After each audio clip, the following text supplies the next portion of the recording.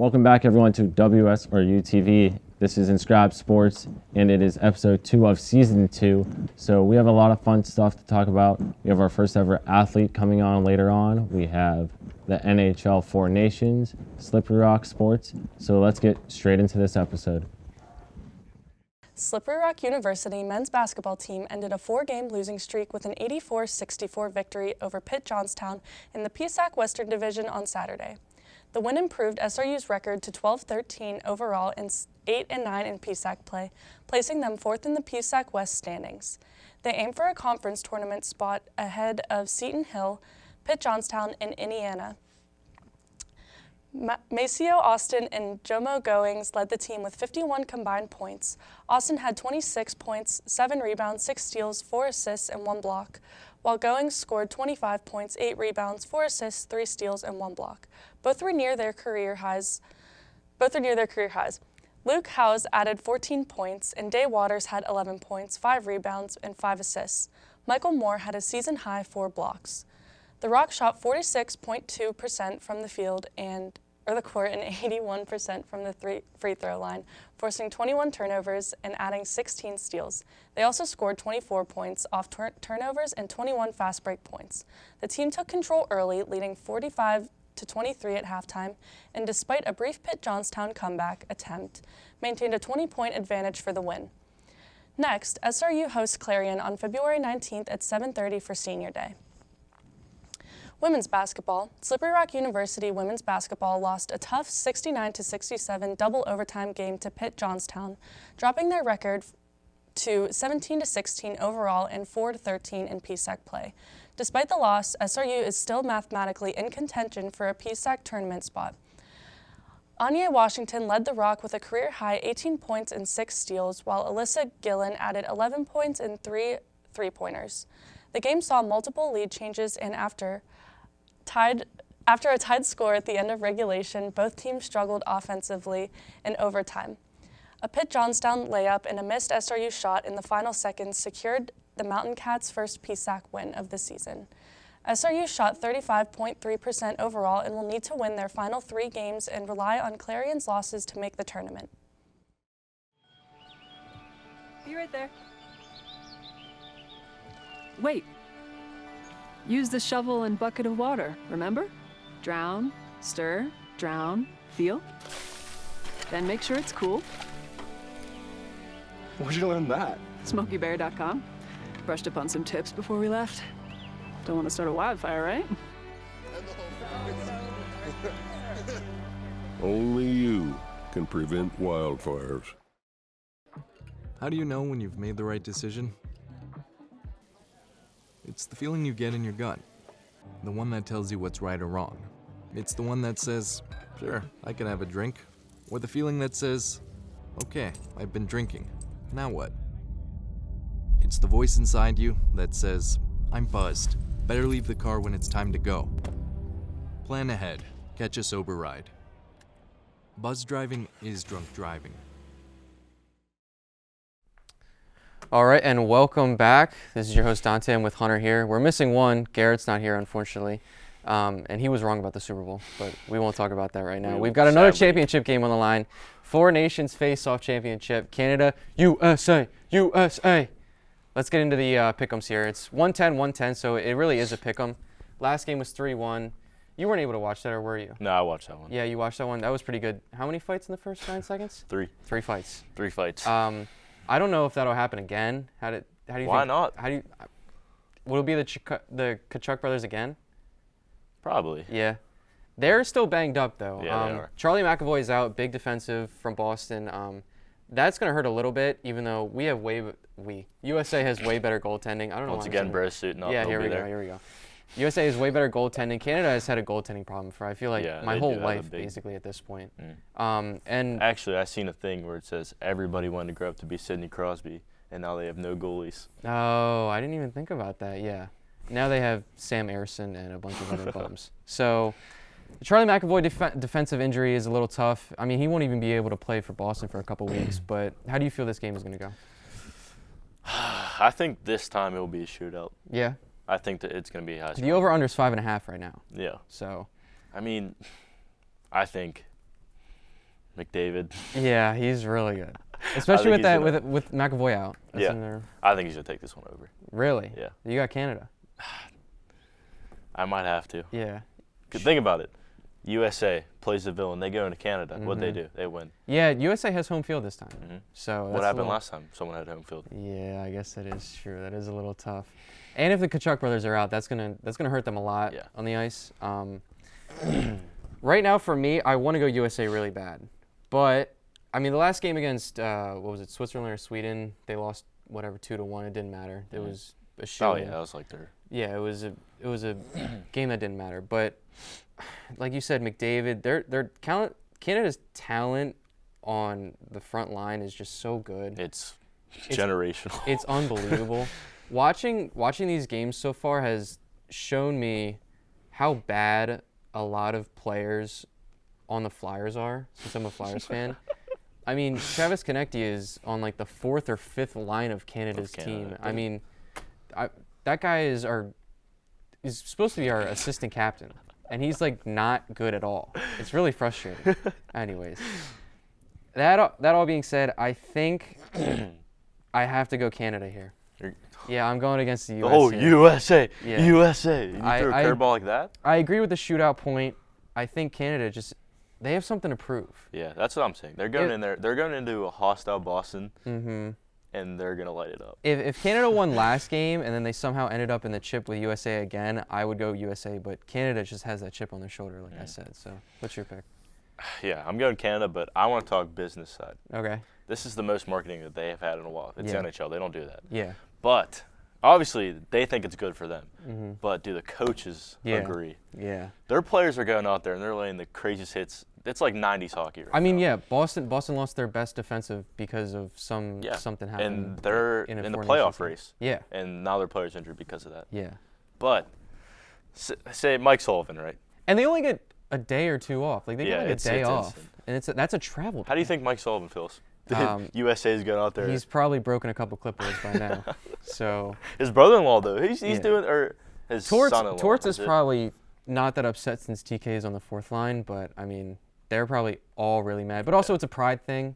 I think they understand that. Yeah. But you might see a little bit of bad hockey these next couple games just because of how tired they are. Yeah, and then like the All-Star game, Yeah. it's not good. Yeah. No one is watching the All-Star game. Let's be honest here. It's like the NBA. Yeah. Nobody's watching the All-Star It's game. getting to that point. But this is one of the craziest things I've ever watched. Yeah. So also I want to say is I forget actually. Okay, what's your pick then? I'm going Canada. Wow. You got two I already Canadas. told him I'm going Canada. Okay. Well, that's all for us. We're heading over to Joey and his guest of the week. Main Street's more of a budget-friendly option. You've got the smaller apartments that definitely leave a lot more room for customization. They are also fully furnished. It's kind of our hidden gem. So you have your options of 3-people units or 2-people units. South Rock's more of our in-between property. It's not super fancy, but it's also still very budget-friendly. You have the opportunity to live with 3 other individuals, which definitely helps with the pricing. The units come fully furnished. The bedrooms come with a desk, a dresser, a nightstand, and a full-size bed. Kitchens are fully equipped. You have a washer and dryer in the apartment, and then you have a really nice patio. Stonecrest is quiet, comfortable, classy. We offer 4 bedrooms and we have 2 bedrooms. All of our units are completely furnished. The kitchen is fully equipped. You have fridge, stove, microwave, dishwasher and garbage disposal, and you do have a patio space as well. For more information, visit us at www.southrockapartments.com. We look forward to hearing from you. As years pass and people come and go from our lives, all we have is our memories. From the family gathering to the summer baseball games to that first trip to Disney, those memories are something to be cherished. I thought many of those memories were lost to time and outdated technology, but with Memory Lane Media, they gave me those memories back so that I can share them with my grandkids, and they can share them with their kids one day.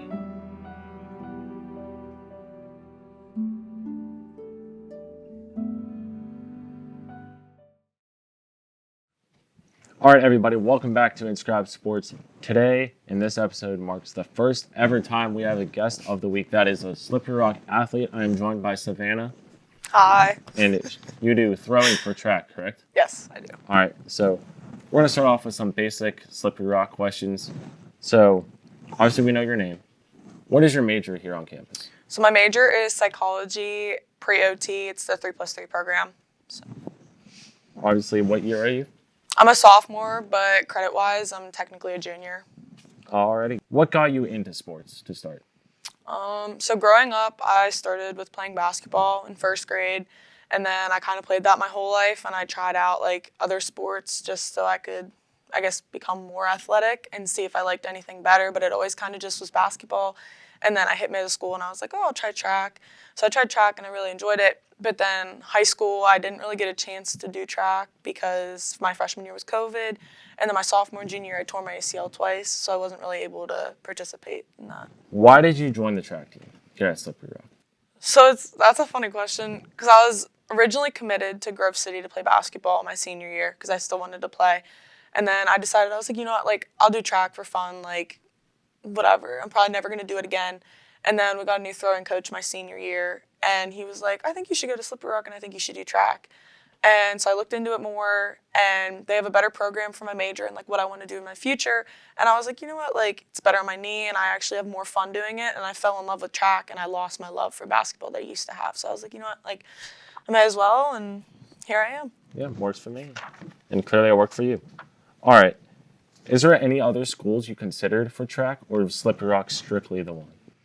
So Slippery Rock was strictly the only one, just because I never pictured myself in a million years going to Slippery Rock or like going anywhere for track in general. Like track for me was just like my fun sport. I didn't really have to worry about it. Like it was like a free for all. Whereas like basketball, I think I took way more seriously growing up, just because that was the sport I've played the longest in my life. And I was like, okay, this is what I want to do. From third grade, that's when I knew like I wanted to play a sport in college.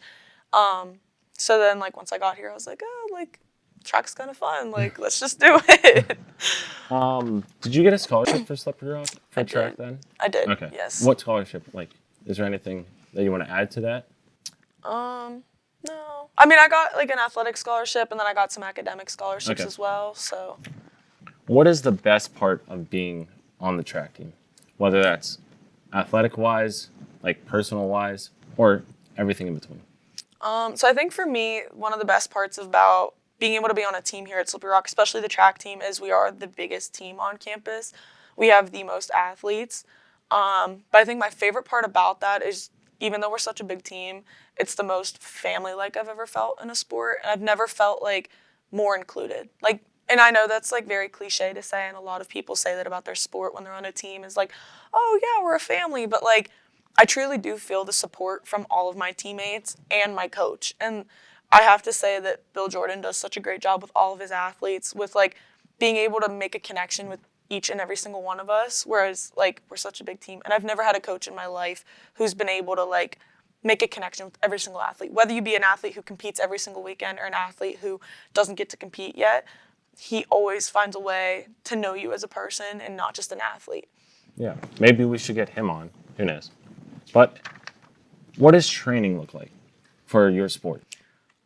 So training can be a lot. We train, I'd say, like, you could say at least 5 days a week. For me, in the off season, so in the summer, I train at least 4 days a week, throwing and lifting. So I'll lift Monday, Tuesday, Thursday, and Friday, and then I'll throw Monday through Friday. So every day I'll go out there and I'll throw, whether that be shot put or hammer or discus even. Discus I kind of do for fun, but I'm trying to get more into it. And then when we actually get into season, so like right now my training is, we've practiced Monday through Friday. Meets are normally on Saturdays. This week's kind of different. We have a meet on Friday instead.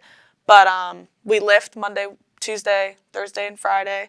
And then we have practice every day. Wednesday we treat as like a drill day, so we don't throw anything. We kind of just go through the rotations and our like positions that we're supposed to hit. Okay, what else we got? What are your goals for this season? Personal goals and team goals. So I'll start with the team goal. So overall as a team, we obviously want to win conference. Like that's our biggest goal. Now as a track team, we kind of have 2 conference meets. We have indoor and outdoor. Indoor is important, but we don't focus on it and like want to take it as a win as much as we do the outdoor meet. The outdoor meet is like to us, like, the biggest meet of the year, and that's the meet we want to win the most. So as a team, it's definitely to win the outdoor PSACs. For me individually, I came into my indoor season, so I throw weight and shot put. Shot put, my goal is to just have a decent year because I lost confidence in loving it last year. So I'm trying to just gain that back, which I have with the help of Dr. Matthew, who's our sports counselor on campus. Okay. So he's helped me a lot with that. And then with weight, my goal was to hit 15 meters, but I've already surpassed it, and I hit 16:45 last weekend. So now my goal is to kind of just hit Provo, which is our national qualifying mark. And if I hit that, I also get to break the school record that hasn't been broken since 2016. So I would like to now my goal is to break the indoor conference or the indoor slippery rock weight record, which is, I have 2 weeks. So. Well, I believe you got that because you broke the other record you said? I have not broken any records yet. So that's like my overall goal. Personal goal. That's what I broke my personal goal that I had set for myself. So now I just have to set the bar a little bit higher. And for me, that's going to be breaking the school record. And if I don't do that this year, there's always 2 more years after that. So. Yeah, I can't complain there. I know we talked about this a little off camera.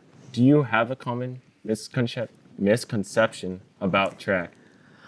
I don't know if you hear anything from like outside people. They're like, this is easy, stuff like that. I guess the one you put it like that, a lot of people do think track is easy. They're like, oh, all you have to do is run. Or like, oh, you're just throwing a ball. Whereas like with throwing or running, there's a lot more technical things that go into it than what a lot of people realize. Throwing wise, a lot of people are like, oh, like that's got to be easy. Like that's an 8-pound ball. Like all you have to do is throw it out there. And I'm like, okay, you might think it's easy, but all the positions that we have to hit in the mental game that comes into aspect when you're actually throwing plays a bigger role than what a lot of people, I think, realize. So it's very technical at the end of the day, even though it might look easy. There's a lot of work that's put in behind the scenes that a lot of people don't see. All right, think of a last question here. Who is your biggest role model? It can be your coach, it can be someone in your personal life. Anybody that you think is your biggest role model for athletics, personal, whatever you want. I'd have to say probably one of my biggest role models in life is probably my mom, just because of like everything that she's gone through growing up, and like she was the one person who always told me like if I was ever offered like money or to go to school to take it. So like I listened to her with that. And then just like a lot of like the family stuff, like she's an only child, so she's grown up like kind of on her own, I guess you could say. Like granted, my grandparents are great human beings, but like she's grown up without siblings, so she's kind of had to like learn from her own lessons and like teach herself and like carry herself through life. And she's a very positive and uplifting person, and I think that's where I get that from, and my personality is from my mom. And then like athletic wise, like her and my dad put me into athletics at like a young age, so like they've both pushed me. But I think everything my mom's gone through in life and like what she's still going through now with like family stuff that we have going on with my grandparents, it's definitely inspiring to see how hard she is mentally and physically, especially because I have a brother and a sister. So there's 3 of us, and like she always takes her time to come up and see my track meets in Ohio every single weekend. Like my parents have never missed a meet. So I'd definitely say they're my biggest role models and the people I look up to the most, just because they do so much for me, my brother and my sister, and I don't know how they're able to do it on their own. Lastly, is there anything else you want to say to the people watching? Anything you want. This is all you. I guess I'll tell you guys like my mantra.